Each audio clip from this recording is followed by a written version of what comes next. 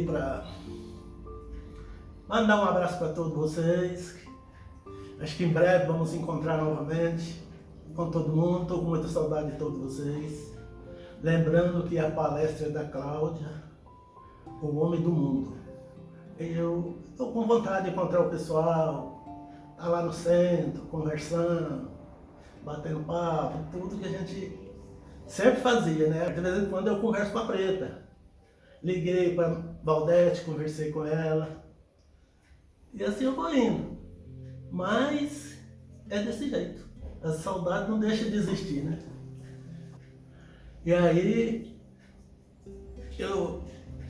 se Deus quiser, eu vou assistir a palestra da Cláudia sábado, que eu assisto todo sábado, né? Então, eu vou estar firme. Que podemos abraçar todo mundo, né? Porque agora não pode. Mas espero que a gente possa abraçar todo mundo. E muito bom, é muito legal. Eu espero que Deus ajude, né? Que nós consiga terminar essa batalha difícil. E está difícil. Mas se Deus quiser, a gente chega lá. E o meu abraço a todo mundo, de coração, meu desejo. Todo o pessoal, aqueles que lembraram de mim, entendeu? Então, um abração a todos eles, todos os integrantes do centro. E vamos seguindo em frente, né? Sempre rezando e pedindo que Deus nos ajude, que possamos em breve voltar ao normal e a gente possa continuar a fazer o que a gente sempre fez, com muito prazer de estar naquela casa, né, que sempre nos acolheu, principalmente eu, né, que fui muito bem acolhido lá. Espero que continue sempre assim, se Deus quiser, por muito tempo. Se Deus permitir que nós possamos ainda estar juntos, sempre. E eu desejo a todos um feliz fim de semana e que tudo possa entrar no normal. É que Deus abençoe todo mundo.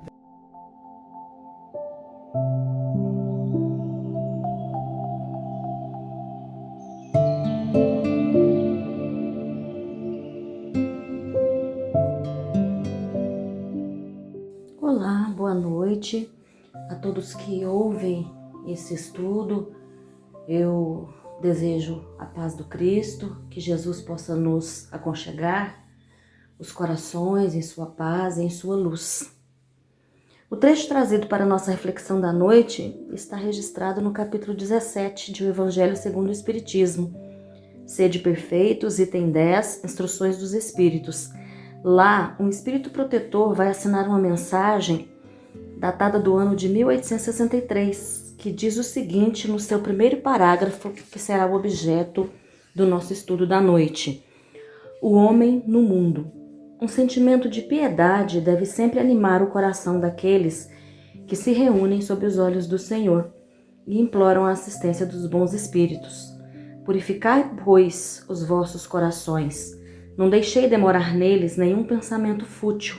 Elevai vosso espírito até aqueles a quem chamais, a fim de que, encontrando em vós as disposições necessárias, possam lançar a semente que deve germinar em vossos corações e nele dar frutos de caridade e de justiça.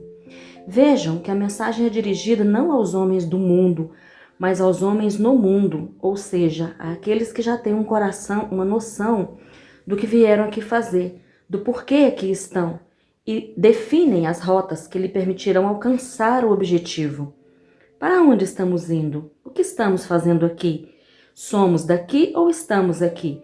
São respostas que devemos nos esforçar por responder, a fim de nos posicionarmos, até porque, para quem não sabe para onde vai, qualquer caminho serve, não é verdade? Então, buscando compreender melhor e voltando à mensagem, de qual mundo o Espírito Protetor está falando? O mundo que nós habitamos, o planeta Terra, que é um mundo de provas e expiações. O Evangelho segundo o Espiritismo, em seu capítulo 3, nos ensina que os mundos de prova e expiação são destinados à encarnação de espíritos com certo progresso já realizado, com qualidades latentes, mas com vícios numerosos, aos quais são inclinados, o que é indício de uma grande imperfeição moral. A maioria absoluta de nós, espíritos aqui encarnados, está em expiação, Muitos, inclusive, já estiveram em outros mundos e de lá foram excluídos, para não dizer expulsos, em razão da obstinação no mal e por ser causa de perturbação para os bons. Vejam, está escrito textualmente lá no Evangelho capítulo 3. A terra fornece, pois, um dos tipos de mundos expiatórios, cujas variedades são infinitas, mas que têm por caráter comum servir de exílio aos espíritos rebeldes à lei de Deus.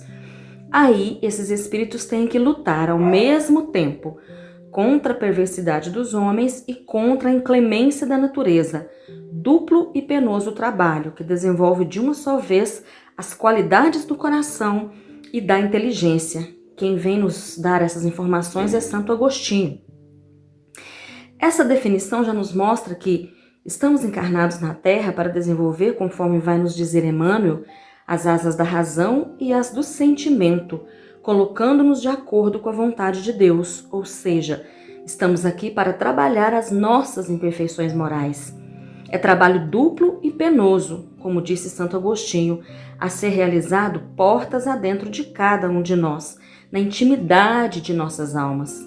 Está claro que enfrentaremos provas de cunho individual e de cunho coletivo, para que, na refrega da vivência diária, nossos espíritos tenham a oportunidade de exercitar e desenvolver qualidades latentes, que já possuímos em germe. Por um lado, a inteligência, que lhe dará a condição de lidar com a inclemência da natureza e com as condições adversas do meio em que vive, e por outro, as asas do sentimento, que lhe permitirão sensibilizar o coração, sair da indiferença moral, que é o nosso grande mal, e nos colocarmos de acordo com a maior lei de todas, que rege a vida em todo o universo e em todos os mundos, a lei de amor.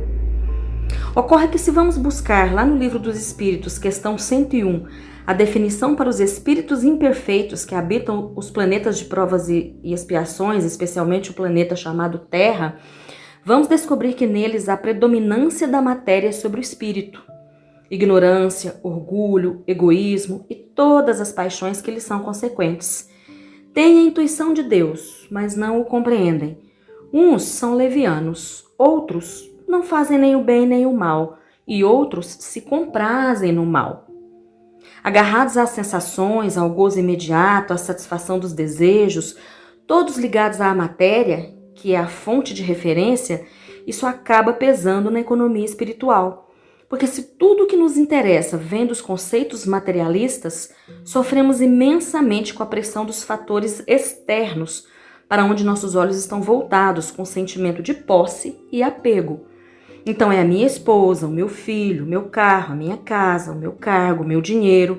E quando essas coisas não vão bem em nosso conceito relativo e pobre, nos tornamos impiedosos, ou seja, vingativos, cruéis, magoados, estressados, criando em torno de nós mesmos um clima de discórdia, desequilíbrio e animosidade.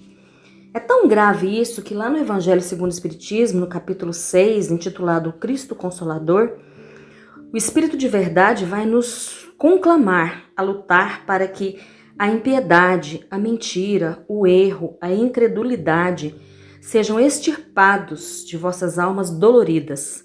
São esses os monstros que se saciam de vosso sangue mais puro e que vos ferem quase sempre mortalmente. Todas as características que acabamos de citar são as do homem do mundo, saciado em sua volúpia materialista, cego pelo orgulho e egoísmo, encharcando-se de pesadas vibrações que ferem mortalmente a alma, conforme nos diz o Espírito de Verdade, porque o afasta de Deus e lhe tira a fé, trazendo-lhe em consequência os mais diversos transtornos de ordem espiritual relacionados ao campo do sentimento. Assim é que o Espírito Protetor, autor do trecho da mensagem que analisamos hoje, vem falar não a esse homem do mundo que aí já se encontra satisfeito, mas ao homem no mundo que, ciente ou desperto para a realidade espiritual, posiciona-se, elevando os olhos para o céu e busca por socorro, como a deduzir intimamente que o pesado fardo que carrega somente encontrará alívio em algo que extrapole os sentidos e a matéria. Não mais o instinto que até agora lhe dominou, mas a vontade voltada para a grandeza daquele que o criou. A esse homem vem recomendar o Espírito protetor, autor da mensagem, que se anime de um sentimento de piedade. Chama-nos a atenção a virtude citada pelo Espírito. Ao buscarmos a conceituação de piedade, vemos que um dos sentidos é devoção, temor, reverência, fé salvadora, adoração, obediência. No dicionário, ao buscarmos o significado da palavra piedade, encontramos também que em sentido religioso é virtude que possibilita oferecer a Deus o culto que ele merece. Lá no dicionário também está escrito que piedade é compaixão pelo sofrimento alheio. Partindo dessa definição, vemos que estamos sendo convocados a adotarem um mundo materialista e que nega a espiritualidade, posição oposta, ou seja, trabalhar na nossa conexão com Deus, adorá-lo pelo reconhecimento de sua presença em todas as coisas e todos os seres, e reconhecendo o sagrado aí existente, movimentar e desenvolver as nossas virtudes. A mensagem, quando utiliza a palavra piedade, vem nos conclamar a vivência do amor nos relacionamentos humanos, que é a forma de oferecermos a Deus o culto que Ele merece. Amando-nos uns aos outros, estamos amando a Deus. Fora disso, nada feito. Amando a sua criação e tudo que nela há, desde o verme até os seres angelicais, estamos sendo piedosos e adorando a Deus da forma como Ele merece, porque aí sim estaremos cumprindo a sua lei. O apóstolo Paulo vai nos dizer que a piedade para tudo é proveitosa. Vejam, na primeira carta a Timóteo, capítulo 4, versículo 8, Paulo nos diz: porque o exercício corporal para pouco aproveita, mas a piedade para tudo é proveitosa, tendo a promessa da vida presente e da que há de vir. Ou seja, para o espírito, a piedade em tudo aproveita, porque exercita em nós as nossas virtudes, as nossas qualidades morais. É como uma ginástica espiritual que nos fortalece para as lutas do mundo e prepara o nosso caminho para a vida imortal. Quem cultiva esse sentimento de piedade tem como que uma reverência ativa e conscientiza-se pouco e pouco da responsabilidade de cocriação. Em segundo lugar, vai nos dizer também Paulo, na primeira carta a Timóteo, capítulo 5, versículo 4. Aprendam primeiro a exercer piedade para com a sua própria família e a recompensar seus pais, porque isso é bom e agradável diante de Deus. O que Paulo está nos dizendo é que a piedade, fruto do nosso relacionamento com Deus, deve ter o seu reflexo concreto primeiramente dentro da nossa própria casa, com aqueles que nos partilham a existência, com quem temos a aprender e ensinar. Como estamos nos relacionando com nossos familiares? Pais, esposo, esposa, irmãos. Tal relacionamento se desenvolve de forma que seja agradável a Deus? É respeitoso? É cordial? É amistoso? É acolhedor? Enxergamos na face do outro a face de Deus? Ou ele é para nós apenas alguém para despejarmos nossas críticas, azedumes e expectativas, muitas vezes desleais, na medida em que, na maioria das vezes, o outro nem sabe o que estamos esperando dele? Há esforço de nossa parte para que a brandura e a mansuetude permeiem os nossos relacionamentos? Por fim, essa atitude piedosa há que se expandir para todos os níveis de nossos relacionamentos, porque aí sim, como nos diz a própria mensagem, daremos fruto de caridade e de justiça. Caridade no sentido como a entendia Jesus, da benevolência, da indulgência e do perdão. Virtudes essas que estão contidas no sentimento piedoso que deve animar os nossos dias. O mesmo espírito que define o trabalho penoso que aqui viemos desenvolver, nos dá também a chave para o sucesso na empreitada, desde já, nessa encarnação mesmo. Santo Agostinho vai nos dizer, nas questões 919 e 919A de O Livro dos Espíritos, que a chave para o nosso melhoramento individual é o autoconhecimento, questionando-nos todos os dias qual foi o móvel de cada uma de nossas mais mínimas ações. Para que fiz isso ou procedi dessa ou daquela maneira? Se eu visse alguém fazendo o que fiz, como julgaria tal atitude? Severidade para conosco, brandura para com o próximo.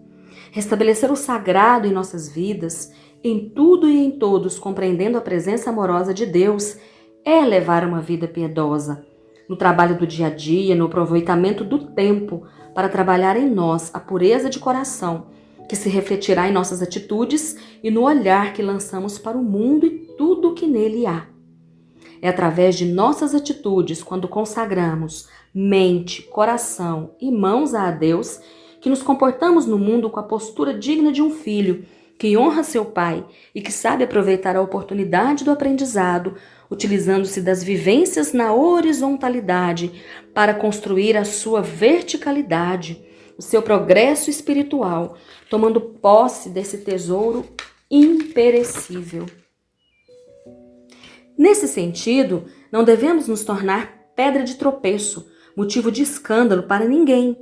Em tudo bem dizer, em tudo agradecer, em tudo perseverar na fé e no bom ânimo, fazendo de nosso exemplo motivo de alegria e contentamento para todos que nos cercam.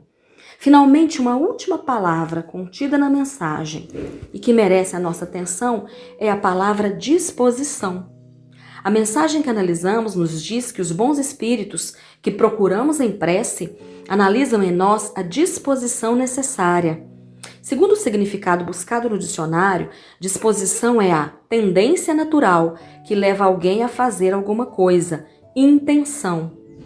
Intenção, por sua vez, é a determinação da disposição ou da vontade com vista a alcançar algo, ou seja, os espíritos ou os bons espíritos verificam sempre o que nos move, em que sentido estamos empreendendo o nosso esforço, se são nobres as nossas intenções.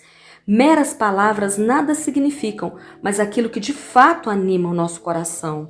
Qual é o esforço que estamos fazendo para dominar as nossas más inclinações?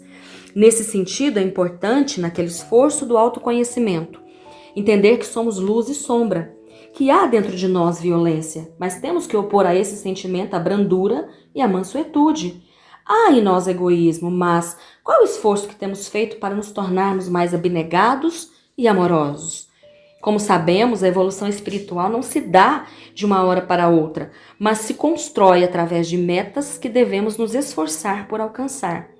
Cada meta cumprida deságua em evolução. Nesse mesmo capítulo 17 de O Evangelho segundo o Espiritismo, a lição O Homem de Bem, está estabelecido o padrão ou as qualidades que devemos nos esforçar por atingir e assim subir degraus em nossa evolução. É a rota certa. Para além de gestos religiosos, mecânicos, colocar o coração em tudo aquilo que formos fazer, vai tornar sagradas todas as nossas atitudes, porque vigiaremos os pensamentos, as palavras, os gestos, as intenções. Por fim, dentro dessa mensagem que esse Espírito Protetor vai nos trazer, compreendemos também, como ele mesmo nos diz, que estamos todos sob a proteção divina, que Deus não tem contado os cabelos de cada cabeça, porque não vai permitir que nenhum deles caia sem nenhuma razão para isso. Esse é o cuidado amoroso e constante de quem assiste o crescimento individual de cada criatura. Portanto, não devemos jamais desanimar e buscarmos estar cada vez mais perto de Deus, que com certeza nos ampara aos bons propósitos e nos encaminha sempre para o melhor na vida. Que saibamos, portanto, construir uma vida piedosa, aurindo desde já a paz relativa que podemos alcançar e pavimentando a estrada de nosso futuro espiritual com o suor do trabalho de edificação em nós mesmos do reino de Deus. Que possamos então, nessa noite, refletirmos um pouco mais sobre essa piedade que deve animar os nossos dias.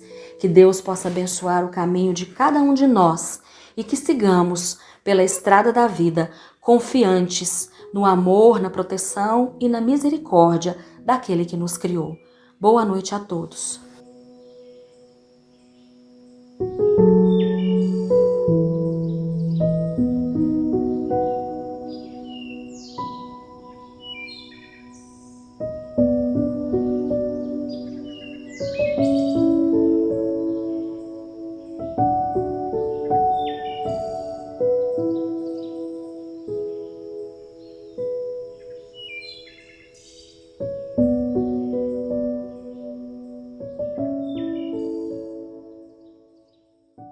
Pai querido, Mestre Jesus, mais uma vez agradecemos por estar aqui hoje, com saúde, nosso todo mundo, com a sua bênção. Pai querido, olhe por toda a nossa família, por aquele grupo, o irmão Áureo, a todos que frequentam aquela casa. Que o Senhor, Pai, nos abençoe, nos ensina a ser honesto, a respeitar as pessoas e agradecemos tudo de bom que nós temos na vida. O Pai querido, proteja nós dessa pandemia, proteja nossa cidade, nosso pessoal, que em breve possamos estar bem com a sua bênção. Pai nosso que está no céu, santificado seja o vosso nome. Venha a nós o vosso reino, seja feita a vossa vontade, assim na terra como no céu. Pai nosso, de cada dia dá-nos hoje, Senhor. Perdoai-nos todas as ofensas, assim como nós perdoamos quem nos tem ofendido. Não deixeis cair em tentação, mas livrai, Senhor, de todo o mal.